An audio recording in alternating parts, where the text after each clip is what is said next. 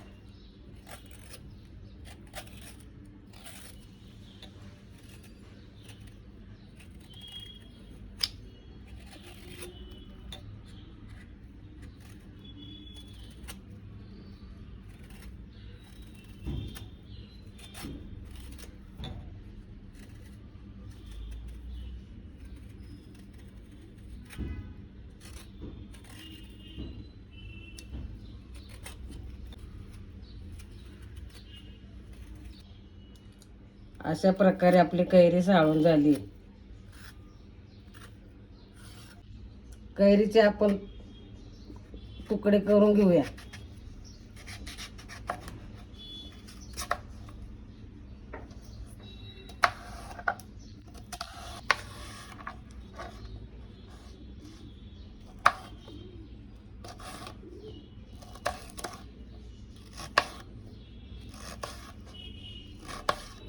कैरी आपली कापून झाली आहे। मी आता पहिली रेसिपी कैरीची चटणी दाखवणार आहे।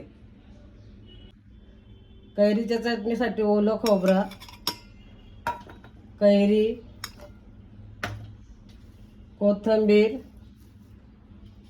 लसूण 4-5 पाकळ्या, जिरं,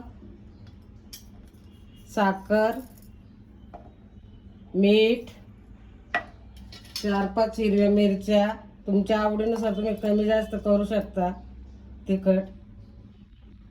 आता मी हे बारीक करून घेते।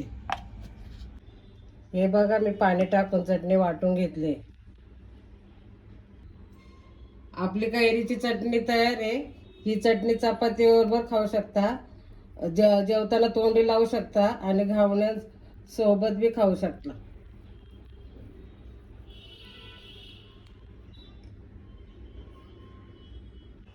मी इथं दुसरी रेसिपी करायला घेते, कैरीचा ठेसा। त्यासाठी मी इथं तवा ठेवला, त्याच्यावर थोडं तेल टाकले। आता मी शेंगदाणे टाकून घेते।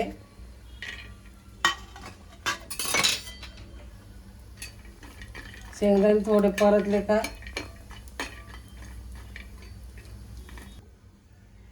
मिरच्या 4-5, तुमच्या आवडीनुसार तुम्ही कमी जास्त करू शकता। लसणाच्या 4 पाकळ्या, जिरं,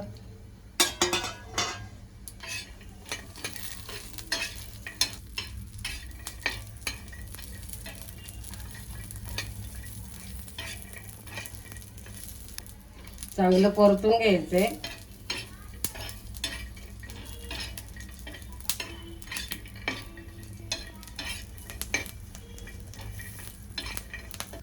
कैरी टाकते। आता गॅस बंद करते।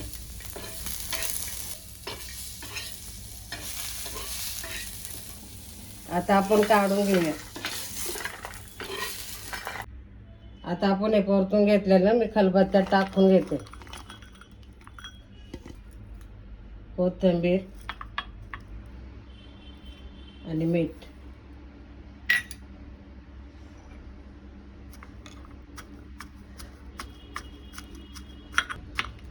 कैरीचा ठेचा मी आता कुटून घेते।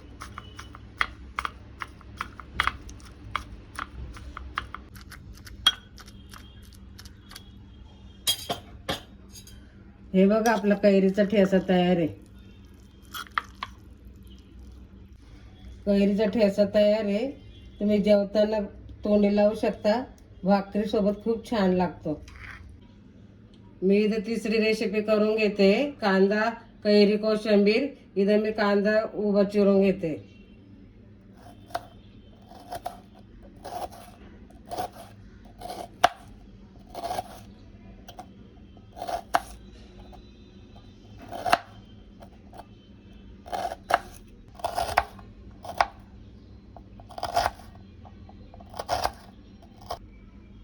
मी आता कैरी पातळ चिरून घेते.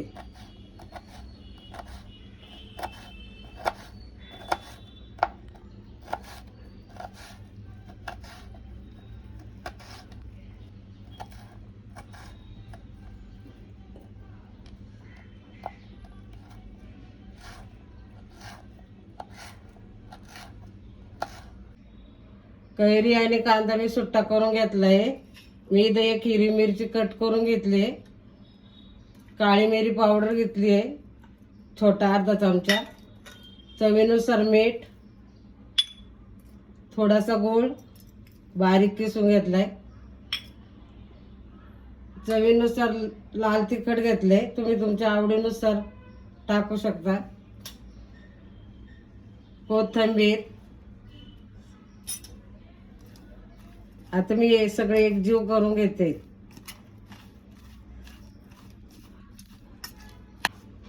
तुम्हाला कैरीची कोशिंबीर खायची असेल तेव्हाच मीठ टाका, नाही तर त्याला पाणी सुटेल. आपली कैरी कांदा कोशिंबीर तयार आहे.